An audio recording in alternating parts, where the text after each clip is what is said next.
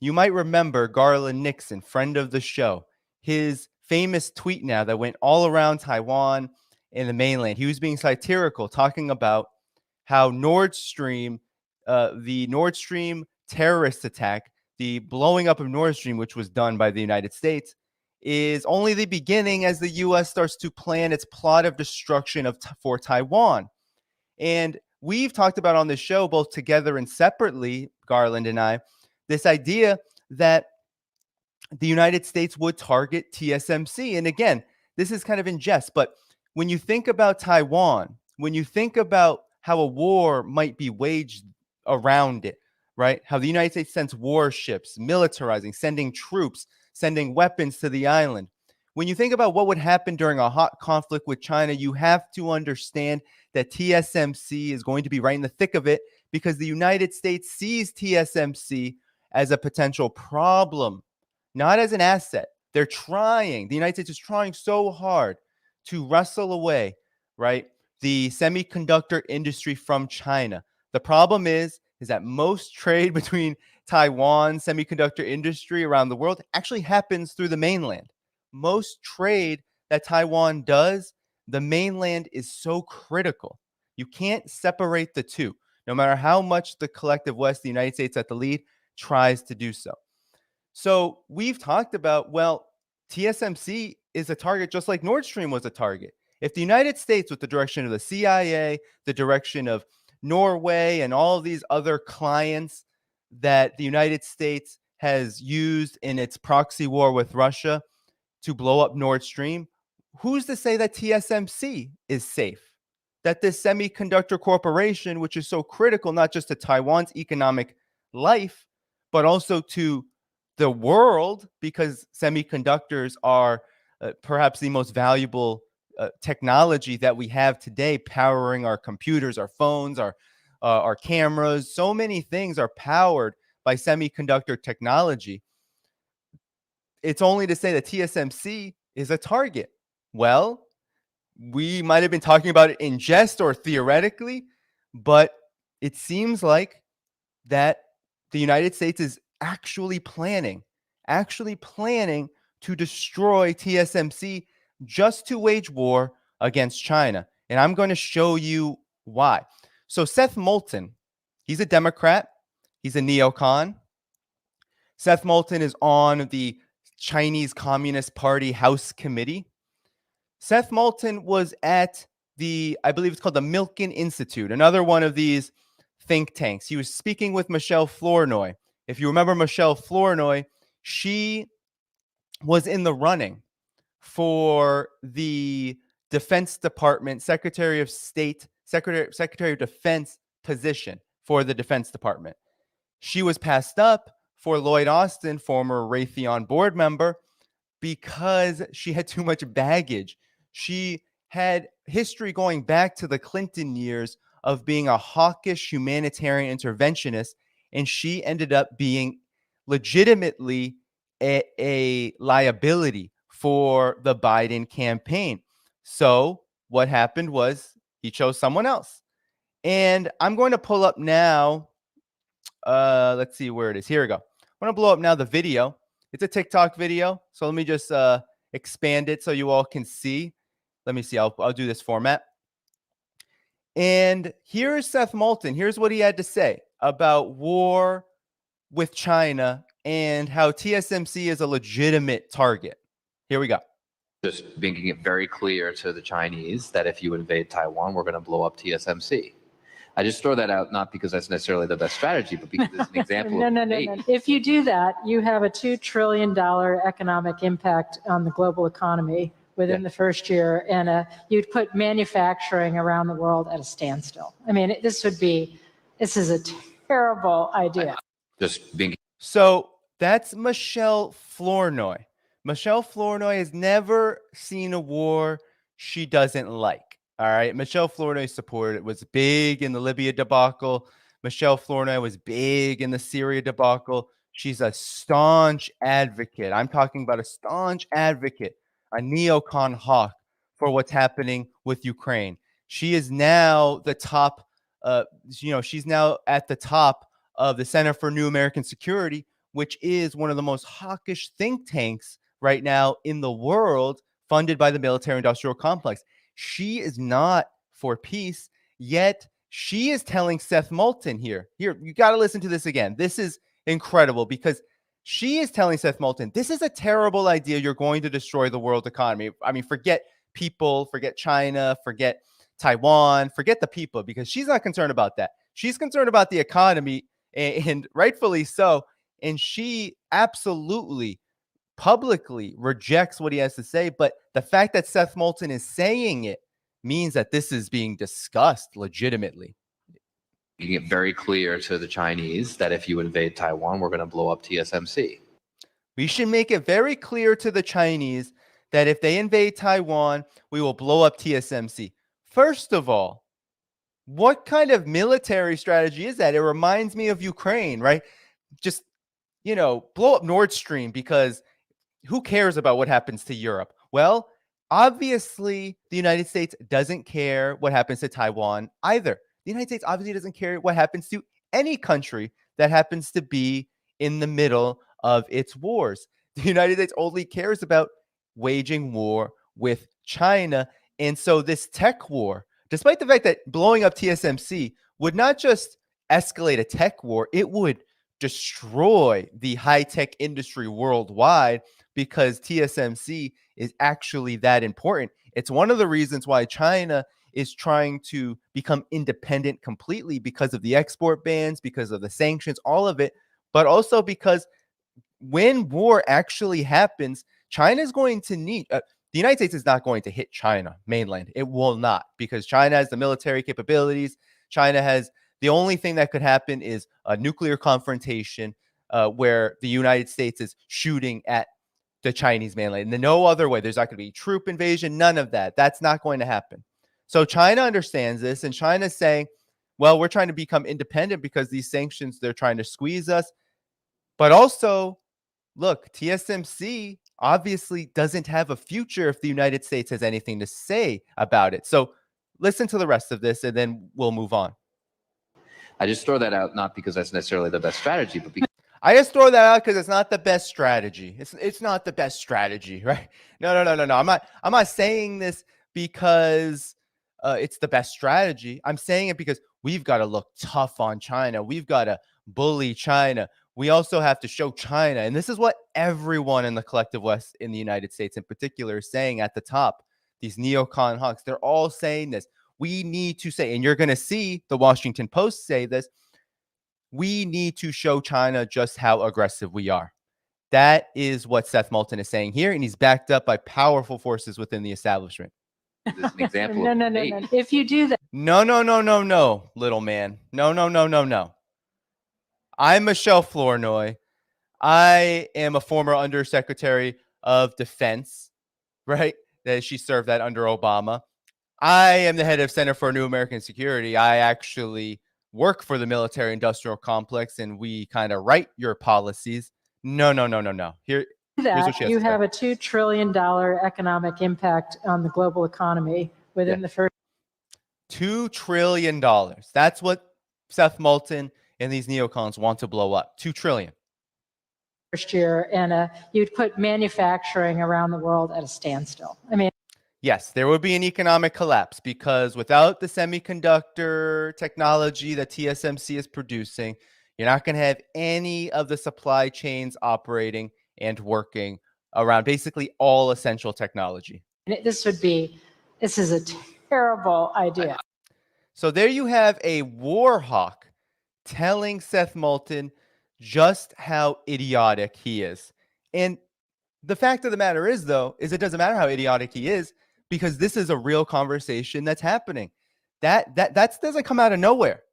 That's not coming out of nowhere. That is a conversation that's been had within the Chinese Communist Party House Committee, that's being had among top brass within U.S. Congress, definitely within the Biden administration. If the Biden administration is willing to blow up Nord Stream to get at Russia, to try to strangle Russia, but also strangle the European Union, who's to say that TSMC, in order to strangle China, to strangle Asia, that the United States wouldn't do it? So this is a very serious development, a very serious development. And I want to now show you. So that was I want to show you a report on this, okay? I want to show you a report on this because it gives some important context. All right. So this is from the Eurasian Times, which is an Indian publication. U.S. threatens to blow up Taiwan semiconductor manufacturing firm if China invades the island Taipei. Unhappy. So this is going to talk about the response. So U.S. Congressman Seth Moulton suggested that the U.S. should warn China by threatening to target Taiwan's semiconductor manufacturing corporation if China were to attack the island. So during a conference at the Milken Institute, a California-based think tank, one of these slush funds for billionaires and millionaires, U.S. Congressman Seth Moulton was asked about the potential deterrent impact of U.S. chip policy on China. And he said explicitly that the U.S. should warn China that it would destroy TSMC if China were to invade. We should make it very clear to the Chinese that if you invade Taiwan, we're going to blow up TSMC. And then, of course, I talked about how Flournoy was very opposed to that. So in response to a query from the media before a legislative yuan session on May 8th, Chu Kuo-cheng was asked to share his thoughts on Seth Moulton's statement. So this is the response from Taiwan's government, okay? This is the response from their government because they're not happy, and you won't believe what they say, okay? Because this is hilarious.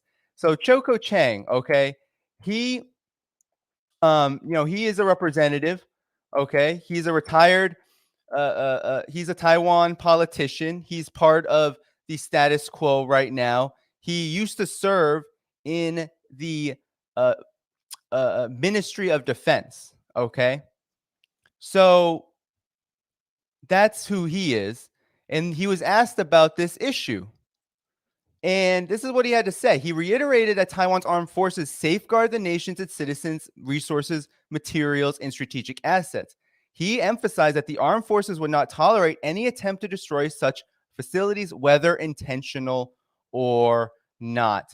So I just want to emphasize what that really means. It means that Taiwan, these officials who are being, mind you, these officials in Taiwan, the DPP, they are being pushed into a war, and they are championing it themselves. They are puppets of the United States. They're championing a war with China, and now they're being forced to say that they will defend their TSMC from the United States, not from China, whether intentional or not. That is a direct nod to Nord Stream because there's been all sorts of conversations about Nord Stream. Was it intentional? Was it not? Who did it? And then, of course, Seymour Hersh blew the lid off of it. But now you have Taiwan authorities talking about intentional or not, we're going to defend Taiwan and TSMC from the United States. This means that this is a serious concern, not just a joke, not just a Freudian slip. Now, this is a serious concern. So escalating tensions in the Taiwan Strait have sparked concerns about a Chinese annexation of the island. The situation intensified further during large-scale military drills conducted by Beijing in response to Nancy Pelosi's visit, as I said. So, again, this is not a pro-China media article, obviously. They're talking about annexation. That's not even on the table. Reunification is on the table, and China wants to reunify based on a 5,000-year history with Taiwan that was broken up by colonization and then U.S. meddling. So the United States has been increasingly concerned about China's potential attempts to acquire Taiwan's vital chip technology. Well, Taiwan is part of China. The Taiwan authorities do major business with China. More than half of Taiwan's trade is to the mainland. It only makes sense. And China and Taiwan are actually very complementary in that what Taiwan produces regarding semiconductors, China does a lot of the manufacturing output afterward. So what TSMC does cannot actually happen without the mainland. So there have been suggestions by some former U.S. officials to take extreme measures, such as warning China that TSMC facilities would be destroyed if the island were occupied, as a means of deterrence and preventing China from acquiring Taiwan's crucial chip production plants. Taiwan officials have been dismissive of such ideas, and currently there are no plans to consider such tactics. Well, no, why would Taiwan authorities, who are already having trouble, why would the DPP, already having trouble with local elections, admit that they're trying to blow up their own manufacturing hub, essentially its entire economy? If TSMC were taken out, Taiwan would not even have an economy. So, for example, Taiwan's securities chief allayed these concerns by assuring that Taiwan's semiconductor industry, which serves as a flagship sector, would not be targeted for destruction in the event of an invasion by China. So, several countries have actively courted the TSMC to expand its operations within their countries. TSMC has made significant investments amounting to billions of dollars in establishing a chip fabrication plant in Arizona. According to the U.S. National Security Council, the potential loss of Taiwan's Semiconductor Manufacturing Corporation in the event of a Chinese invasion is estimated to have an impact exceeding $1 trillion. So experts point out that TSMC represents a complete ecosystem that is highly unlikely to be relocated. Even if Beijing were to occupy TSMC, it would be virtually impossible for them to maintain the chip production capabilities of the country. So there you have it. I mean, you have this obsession with, so you have Chen Mengtong here, the Taiwan's National Security Council, highlighting if in the event that a Dutch multinational providing key supplies to the Taiwan firm is unable to sell its lithography systems to TSMC, there's nothing TSMC can do. So they're talking about some of the vulnerabilities, okay? But the point here is that there's an obsession with, is China going to invade? Is it going to occupy? But the problem here is that it's the United States talking about blowing up TSMC as if it were Nord Stream. And I want to show you just how serious this really is, because while you have Seth Moulton saying this, sure, it's not just Seth Moulton. It's not just Seth Moulton. It's the Washington Post publishing opinion articles, basically giving justification and apologia to what Seth Moulton said. And if you know anything about, let me just scroll down so everyone can see. If you know anything about the Washington Post, you know that it is owned essentially by the CIA, by Amazon, and then it has a major contract with the Central Intelligence Agency. It is essentially one of the few paper of records in the United States overall in terms of private media, corporate media, but it is one of the most hawkish neocon outlets in the United States and in the world. So this is what they had to say directly after Seth Moulton said this: blow up the microchips. What a Taiwan spat says about U.S. strategy. So here we go. This is going to get real ugly, so buckle up. Deterring Chinese military aggression against Taiwan, a self-governed island. So they always say this, self-governed, right? It's self-governed. Taiwan is self-governed. Taiwan, yes, has an autonomous government in that it has the ability to govern affairs on Taiwan, but it does not have the authority that a nation has to essentially write its own constitution that would dictate nation state status, and it doesn't have UN recognition. So while it is self-governed, they love to say that to emphasize that, oh, maybe it could be a country. No, it couldn't be a country because it doesn't have recognition. The United States, the EU, the United Nations, no one recognizes Taiwan as an independent country. The reality is that the Republic of China, which is the governing body of Taiwan, believes itself to be the government of all of China, but it just is not. It isn't. There's no recognition of it as such, and it hasn't been that way for more than 50 years. So war games envision a naval and air campaign led by U.S. forces in Japan to defeat a Chinese assault. But if that fails, what other tricks might the United States have up its sleeve?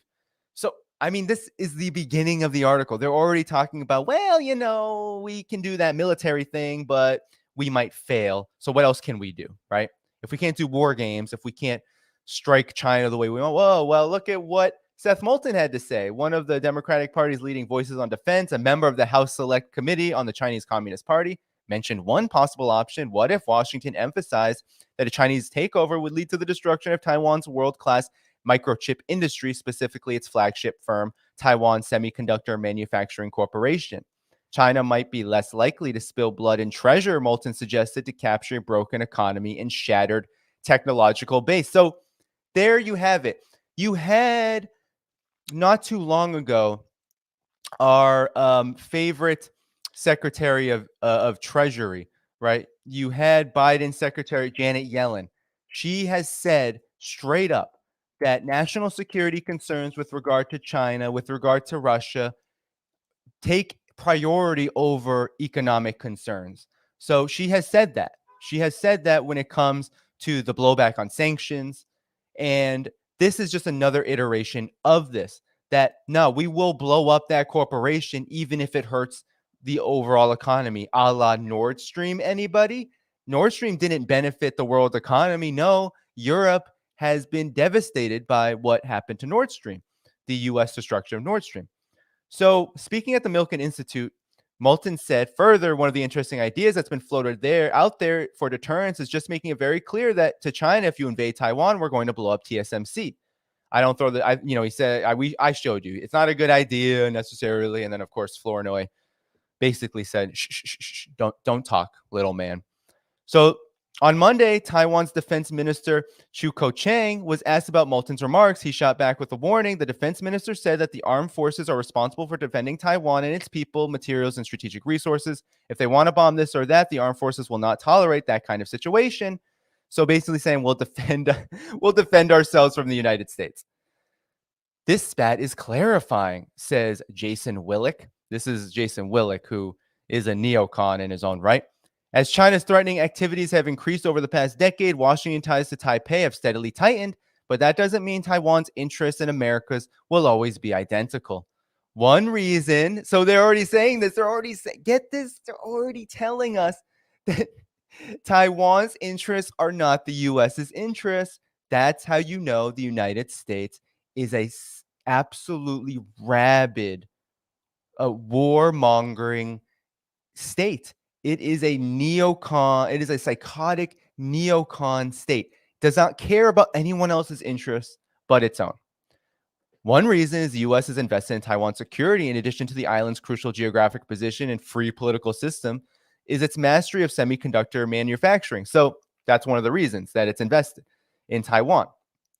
As a historian from Tufts University, Chris Miller showed in a 2022 book, Chip War, Taiwan's 20th century leaders intentionally built a microtechnology industry tightly integrated with the U.S. market, in part to increase the island's strategic value to Washington. As Americans grew skeptical of military commitments in Asia amid the Vietnam War, Miller writes, Taiwan desperately needed to diversify its connections with the U.S. The island's technological savvy also makes unification more desirable to Beijing. And if Taiwan were about to fall under Chinese Communist Party control, of course, it would be in the U.S.'s interest to minimize China's technological economic windfall. That might not entail blowing up TSMC, but many of Taiwan's semiconductor corporations presumably contain equipment with sensitive applications that could be sabotaged, disabled, or whisked away. So again, I've got to be clear here. Even if the idea is not to blow it up, this author in the Washington Post is directly following up Seth Moulton, promoting the idea, speaking for the neocons. What he is saying is that, okay, well, yeah, we might not blow up the corporation, but we will make sure that it's under our control. We will steal it, we will control it, or we will essentially sabotage it so China can't benefit from it.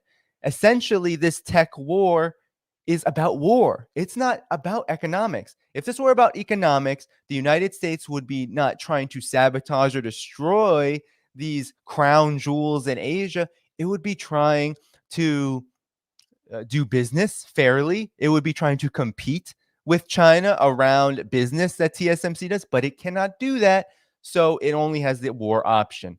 So Biden has been excoriated for leaving $7 billion in military equipment in Afghanistan as that country fell to the Taliban in 2021. It's hard to imagine that a White House on the cusp of losing Taiwan wouldn't think about how to ensure dual-use technology worth far more doesn't fall into the hands of a great power rival. This might devastate the global economy, but China's subordination of Taiwan would have catastrophic economic consequences on its own. So again, they're saying that even though the global economy would be ruined by destroying TSMC, well, there's this threat that China is going to take it over. China has no interest in taking over TSMC. China has, for years, decades since reform and opening up, done robust economic partnerships and cooperation with Taiwan, so much so that Taiwan's companies thrive in the Chinese mainland. That Taiwan needs mainland investment. It needs to invest in the mainland to essentially have whatever economy it has now, which is now at risk from the United States. So China doesn't want to take over anything. It's doing just fine doing business with Taiwan's corporations. So some tension this continues between Washington and Taipei on the subject, at least behind the scenes, might be helpful. The U.S. has less ability to deter China from invading or blockading Taiwan if the island doesn't prepare urgently for its own defense. Ukraine's experience under Russian attack has shown that once an ally holds off an invasion, the U.S. is more likely to come to its aid. Yet Taiwan's military response to the threat from China has been slow. Its low defense spending relatively to countries such as Israel is often explained by Taiwan's voters' expectations of U.S. protection. Others might calculate that the stakes of China's threats are not as high as the U.S. says, that their lives might be able to continue mostly as normal even if Beijing did alter the cross-straits status quo. This is absolutely just mind-boggling. This is just how utterly brain rot the neocon foreign policy establishment is. This is how brain dead, the brain rot is so real. First of all, Taiwan's not a country. So why would Taiwan spend more than Israel, a heavily militarized nation state that was created by the collective West to be essentially a military outpost of the West in the Middle East? That's what Israel is all about. That's what Zionism was all about, the empowerment of it. Why would it have the same security concerns? Literally, Israel is surrounded by Arab countries occupying Palestine. It has a lot of defense concerns because it's an occupying force. Taiwan is not an occupying force. Taiwan is an island that legally belongs to China, and the island of Taiwan and mainland China have thousands of years of history where there's been no conflict. It's only been up until recently, Japanese colonization, 19th century. Then you had the U.S. meddling after the revolution, after 1949. All of this is to say that Taiwan is not this is all just complaining that there needs to be more militarization of Taiwan and perhaps threatening to blow up TSMC or to sabotage it or to, maneuver economically to weaken Taiwan might influence its authorities to speed up the process of war. That's how much the United States is willing to bully even its so-called staunchest allies, which the DPP, the current leadership in Taiwan, is, worse than a vassal, right? Worse than a vassal in the sense that they literally kiss the ring, even if stuff like this happens. But now they're going a bit too far. So I'm going to continue. Not if the island's leading industry were destroyed in the process. Moulton's suggestion might not just make China think twice. It could pressure Taiwan's political leaders to beef up the island's defenses. So there's almost like this military psychology going on. If we threaten Taiwan indirectly, if we say, well, we'll blow up TSMC because of China, well, maybe Taiwan will beef up its security so that it can prepare itself for a war that we want to wage on China. That's the logic here. Liberal internationalists, I don't want to use that word, I'm going to say interventionists, sometimes imagine the United States makes military commitments around the world for ideological reasons, or that its priorities and those of the world's democracies are inseparable. But military commitments are unlikely to endure under pressure unless they serve U.S. strategic and economic interests. There you go. Ding, ding, ding, ding, ding. Admission. Military commitments are unlikely to endure under pressure unless they serve U.S. strategic and economic interests. So that's what the U.S., that's what he's saying the neocons are trying to do. They're trying to make war with China over Taiwan about their economic and strategic interests. And so Washington and Taipei now share a vital interest in Taiwan's independence, but the two governments are still seeking a strategy that can deter a rising China without provoking military assault. Do you see that? But the two governments. So here you not only have him trying to say that Taiwan has an interest in independence, which it does not, because that's China's red line. And China has said how many times now that that's the red line for war. That just like Ukraine, the red line was, well, you're coming up to our borders, you're assaulting Donbass, you're killing Russians. Just like that was the red line. Ukraine was the red line for Russia. Taiwan independence is the red line for China. We will need more boundary pushing. So he's complaining that the deterrence of a rising China without a military assault is not enough. And so that's how you know both that this current strategy is failing, but also that Seth Moulton's comments about blowing up TSMC are seriously being thought about, because this article was in direct response. The neocons put this person out into the forefront to say, this is a great op-ed to promote the neocon line about this issue. We need to support what Moulton said. We cannot disregard it. But that won't be possible so long. So boundary pushing, thinking like Moulton's, we need more of that. We will need more of boundary pushing. Boundary pushing, that's a very interesting way of putting, we will need more provocative threats that would lead to World War III. That's what this person is saying. But that won't be possible as long as a polite foreign policy world understands geopolitics as a liberal humanitarian mission. The U.S. needs a clear vision of its own interests in the Taiwan Strait in order to successfully defend them. So this is Jason Willick, who's a regular Washington Post columnist, and he does foreign affairs. He's been in the Wall Street Journal, American Interest. He's a neocon. He's a neocon because he's defending Seth Moulton more than Seth Moulton defended Seth Moulton. So that's how you know that this push for war with China over Taiwan is very serious. That's how you know that this threat to blow up TSMC is very serious. And it's all part of this larger tech war on China, which is all about trying to contain China, trying to conduct regime change on China, and really building up toward a hot war with China. And so when I say that Seth Moulton, well, he immediately prefaced his comments with, well, that's probably not the best idea. Just know that that is being spoken about along every conversation that is happening about what to do about China that the neocons are engaging in. They're engaging in these conversations every day, perhaps every day for several. Who knows? China is obviously at the top of the agenda, right? China is at the top of the agenda. That is the crown jewel of the U.S. foreign policy establishment. How do you get rid of China's rising influence around the world? And there are many ways to do that, and the U.S. is attempting to exercise all ways to do that. And the biggest and perhaps most lucrative sector where this war is occurring is in the tech sector, because high technology is something that the United States is falling just absolutely so far behind, right?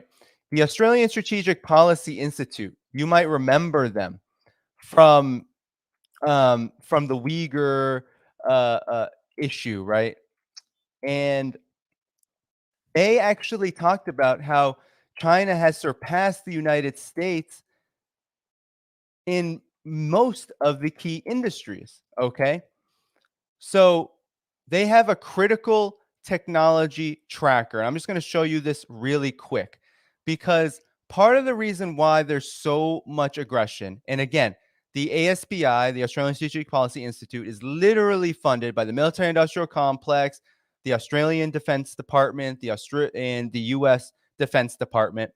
And this technology tracker says that the problem here is that China's global lead now in high technology extends to 37 out of 44 technology that they're now tracking. And this includes fields spanning from defense, space, aeronautics, robotics, energy, environment, artificial intelligence, advanced key quantum technology areas. So we're talking about China having a lead over the United States, right? A lead across the tech industry, the tech field. And that means that China is even more soundly and resolutely stable than the United States wants. The US wants to break China. It wants to weaken China, wants to contain China and overthrow the Chinese government. Well, you can't do that if China is leading in all these areas. So they talk about competition and we need jobs and all this stuff, but the politicians, these neocons at the head of the United States, they're not thinking about that. They're thinking about what Seth Moulton is thinking about. How do we sabotage the tech industry so that China not only weakens and slows down, but potentially is unable to defend itself in a war that we are preparing? That's the reality here. We have to understand that the neocons, the foreign policy establishment in the United States, leading the collective West down the drain of endless war, is not really interested in economics so much as it's interested in serving the elites, right? They're corporate elites, sure, but especially the military industrial complex. That's what a lot of this is about. And Taiwan's TSMC is getting caught up in a potential Nord Stream scenario, which would devastate not just the world economy, it would essentially destroy Taiwan, but it would send humanity back very, very far, because any attack on TSMC, right, any sabotage of TSMC would also cross China's red line, because that would essentially be a war provocation. And we know that the United States cannot stop talking about how to violate this red line. Literally, the article, Seth Moulton, they're all talking about it. Washington Post, New York Times, the entire media talks about Taiwan independence, talks about how to make Taiwan independent. All of that meddling is coming up to that red line and starting to flirt with sticking the US toes, these neocon toes, over it. Once it goes over, there will be war, it will go nuclear, and that's it. That's as simple as it gets, right? So that's what we need to know. And that's why this is so important to understand that when Seth Moulton says this, just know that he means it, because the people that control Seth Moulton, they mean it. They mean real business, the business of war, and they're trying to escalate and start it with China.